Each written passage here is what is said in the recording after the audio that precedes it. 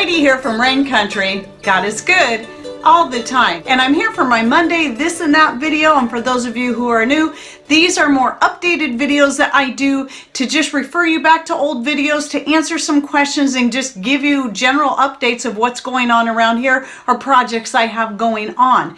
And just so you understand, most of the videos that you see published besides these have been recorded 3 to 4 weeks ahead of time. So that keeps videos coming out even if something comes up and I can't shoot videos for a while.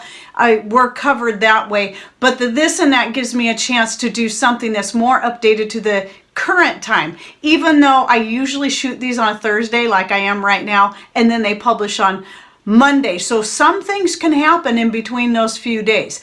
And I'm saying that for a reason, because the first thing I do want to start off with is, as of today, we still do not have the colloidal generators up on the store, and I've been getting lots of questions why. And the reason why is not because we don't have a bunch ready to sell, it's because we're waiting for our last shipment that we ordered of batteries, actually the last 2 now, to arrive. And normally they get here in a few days, and usually they ship them USPS, which we never have any issues with.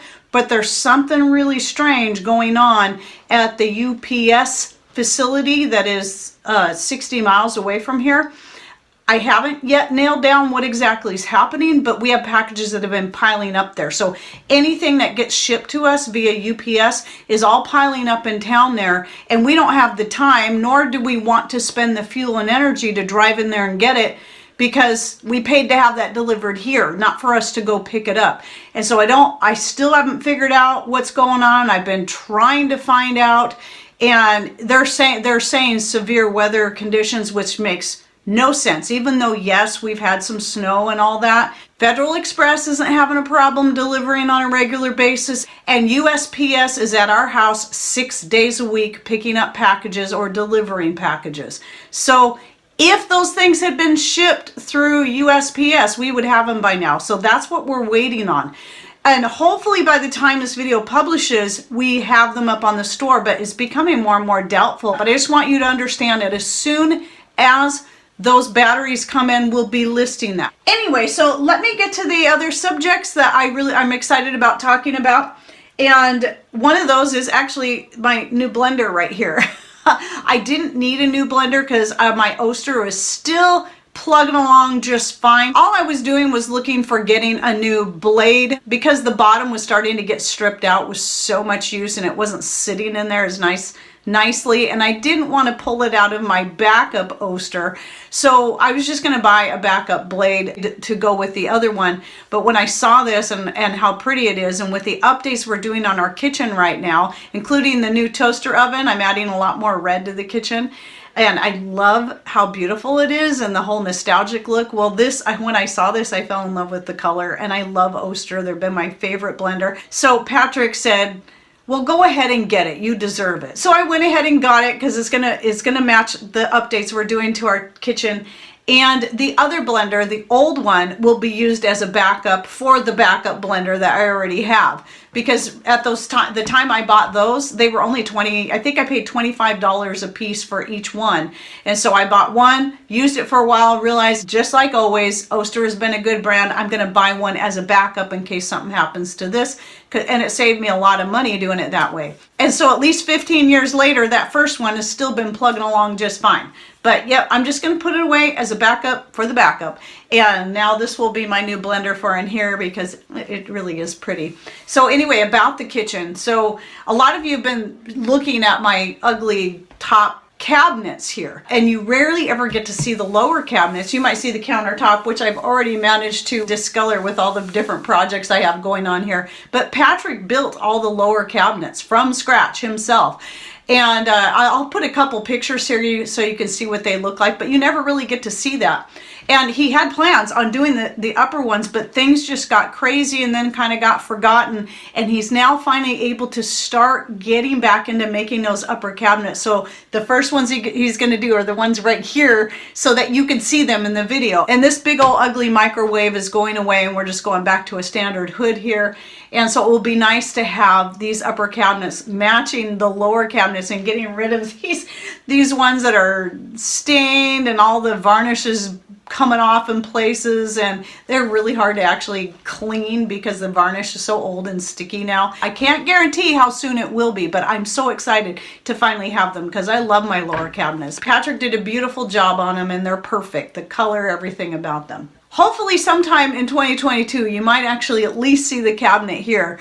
Hopefully, we'll see. I know he's working on it little bits at a time, but he's still trying to keep up on the items for the store, including making more crochet hooks and the other wood products, as well as the colloidal generators and the chambers, the half-gallon, the quart-size chambers. And so, yeah, and then he's got other projects besides those as well going on. So anyway, let's get on to these other topics. So right here's a recipe I came up with by doing a little bit of looking into some things and knowing based off my own experience in using certain things for helping with coughs and sore throats. I thought I would come up with my own recipe, and what this basically is a hot toddy concentrate / extract. So what I'm doing here is I'm extracting some fresh raw ginger, cloves, and a cinnamon stick, and even a couple of star anise in here. But the main ingredients are going to be, if you know anything about a hot toddy, it's whiskey, honey, and lemon in there. And because whiskey on its own, you can have just like a half teaspoon of it and it works quickly. So even if you don't drink, it can still be a very quick relief for a sore throat and a cough, especially at night if you're having a hard time sleeping. But what I've also found is it helps to clear congestion as well. But anyway, I've got a recipe coming out on this. I've already shot the video. It's already uploaded. I think I've pushed it ahead, so it should publish this next week. I can't remember what date it is, but I felt that one needed to get out sooner because I've been really happy with this. But I'll have the recipe typed up as well as the video to go with it. And I do recommend you look into that. Obviously, not everyone can have the alcohol in here. And so don't forget that I also have the elderberry spice syrup recipe that I'll be linking to down below. And the main reason I was bringing this up is the one thing I'm going to be doing starting maybe today is I'm going to be making the grapefruit peel decoction. I'll also be throwing a few lemon peels and orange peels in there, all organic. So after I did that video that published this last week on the quinine, the grapefruit, where I talked about the benefits of all these different things, but also tried to clarify that the grapefruit peel decoction is not hydroxychloroquine. However, I wasn't trying to negate that it could possibly work just as well. I just wanted to clarify it's not the same thing, because I think we need to be very careful about what we're claiming something is, because we already have a lot of people that are skeptical about natural remedies. So if we're claiming something is something that it's not, then we're going to look less credible and then people will stop listening. So that was one of the things I wanted to clarify. But because of that video in the comments below, people were talking about making that decoction and using it and how it helped them with various things. And the two that caught my eye were the ones that were related to helping with post-nasal drip. And that definitely caught my eye, because sometime in 2021, I don't know, it's been going on for so many months, I'm not sure when it really started. I've had issues with post-nasal drip and I cannot figure out why. As far as I know, I haven't had the virus, and even if I did, why would this still be going on?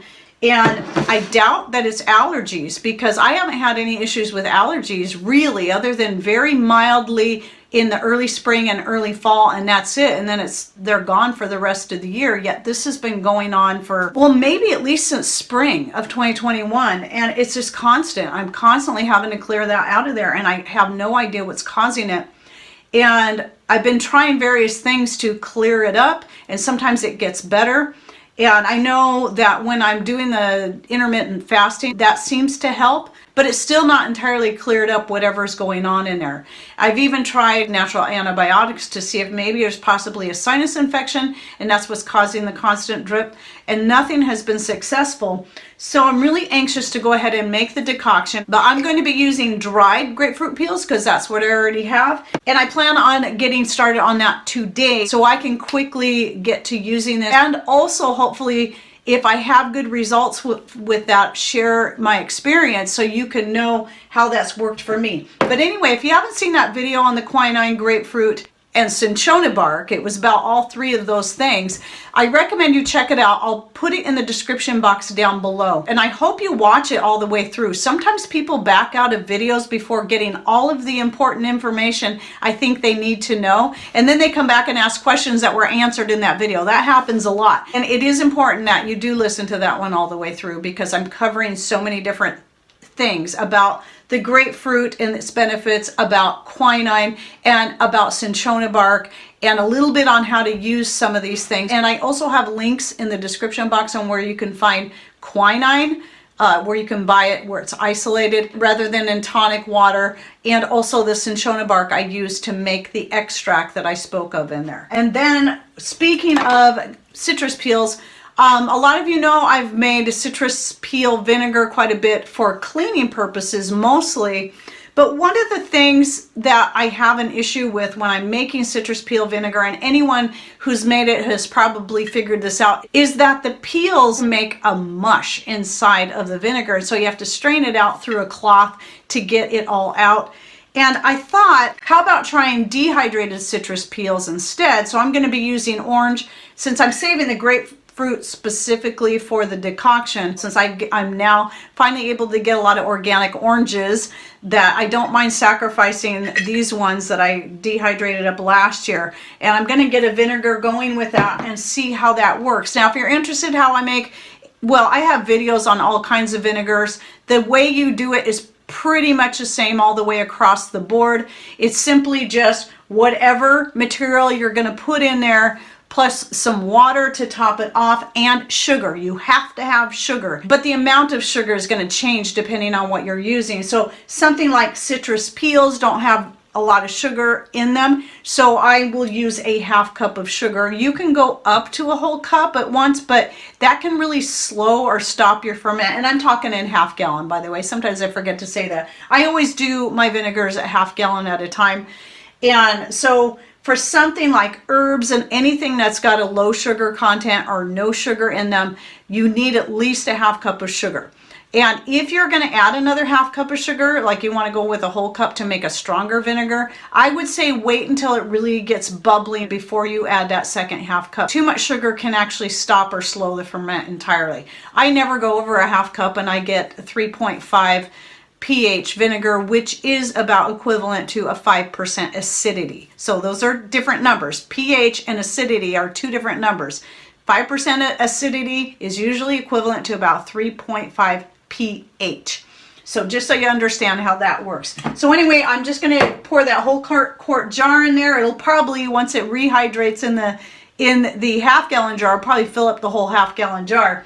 And then, you know, the half cup of sugar, and then top it off with the filtered rainwater that we get. So that's another thing too, when your water also matters. So if you're using city tap water, there's always chlorine in city tap water, and you want to get that out of your water before you try a ferment. Sometimes it can still work, but not always. That chlorine in there can actually prevent it from fermenting, and then you're just going to end up with a nasty rotted liquid.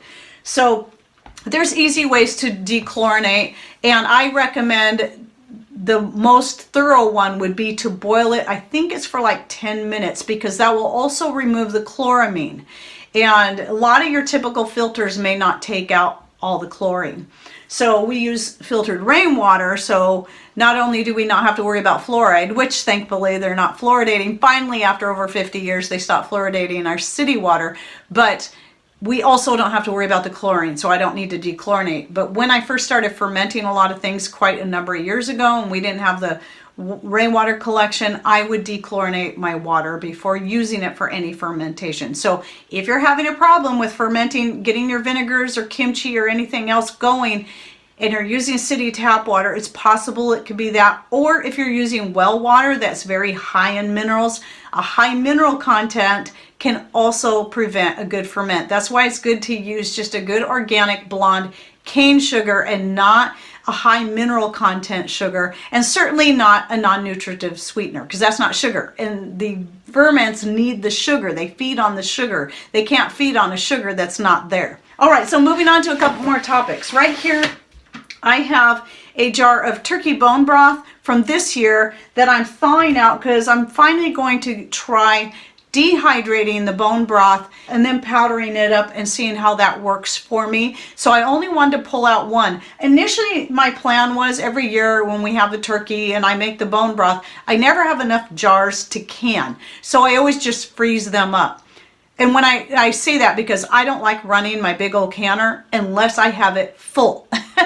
And then by the time the next year comes around, I've already used enough of the turkey broth that I still don't have enough jars to can them all, or it's just easier to go ahead and just stick them in the freezer. But as I'm working on clearing out more freezer space and just downsizing everything in general, I decided with so many people dehydrating their different bone broths, why not go ahead and finally give this a try and see how it works. So I'm starting with just 1 pint-sized jar, and hopefully by next week I should be able to give you an update on how that's going, and or do a separate video on how I did that. And I'm really excited about this because I'd love to get all those jars of bone broth out of my freezer. And the other thing too is it will make it a lot quicker to use, because usually if I need the bone broth for something, then I got to pull it out and thaw it out, and that takes a while, where if it's already in a powder form, it's just a matter of adding it to water and there you go. Now I want to give another update in regards to social media. It seems like I'm always changing things when it comes to social media, and I apologize that I have not been on MeWe in a long time. And some of you know that even though my Facebook Rain Country Facebook pages are all still open, there's a reason why I'm keeping them open. I haven't been on there since the end of 2019. But this is one of the reasons why I'm keeping the Facebook page open for Rain Country Homestead, is in case I need to make an important announcement. So just the other day, I did get on there and make an announcement about the generators. I don't know how often I'll do that. So please do not send me messages there if you expect me to respond, because I won't see them. You need to contact me through my raincountryhomestead@gmail.com email address. You're most likely to get a reply from me there. Even comments, though I see most of them, some of them still slip by and I don't see them at all. And I'll find them months later. It's like, where did this comment come from? I never saw that. Or especially if it's in the form of a reply to a comment. I may not get a notification about that at all, or think to scroll through and see if there's any replies. So email's still the best, and I'm sorry I'm not on MeWe posting like I had promised. Part of what happened was I went back to my personal Facebook account, and I did that this past year in order to keep up on some very important things going on locally because of all these various mandates and so on that's happening, and also to be able to keep up with local family and friends for various different reasons. And so that was just the easiest way to do that, and it has been really helpful for us to be a part of some certain Washington state and local group pages that keep us updated on what's happening out there. Anyway, I just wanted to keep you updated on what's happening through the social media, and that still, it is always best to email me if you really need an answer to your question, or you don't want to ask it publicly on YouTube. Just email me. I always see my emails. I check them several times a day. I may not reply immediately if it's a long email that you're sending me, because I have to set aside time to read that, or if it's a question that requires me to do a little more thorough answering and I want to have time to be able to sit down, and rather than just giving a quick answer, I want to have time to sit down and explain a few things. Just be patient. I try to keep all those, I mark them as unread so that I'll remember to go back, but every once in a while I forget to mark one as unread if I opened it up and then said, oh, I'm going to get back to this later. Then I'll just stumble across it weeks or months later, and I apologize for when that happens. It's not intentional. All right, well, that's my this and that for the week. And if you have any more questions or any input you'd like to offer, like more input for those of you who have tried the grapefruit peel decoction, it's a decoction, by the way, let us know how that has worked for you for various health ailments, because I am very curious to know. I was really excited to learn some of the things I did from those comments in that last video, and would love to learn more. Or if you have comments on anything else that I mentioned here, go ahead and share with us down below. All right, well, thanks for watching. Take care, and God bless.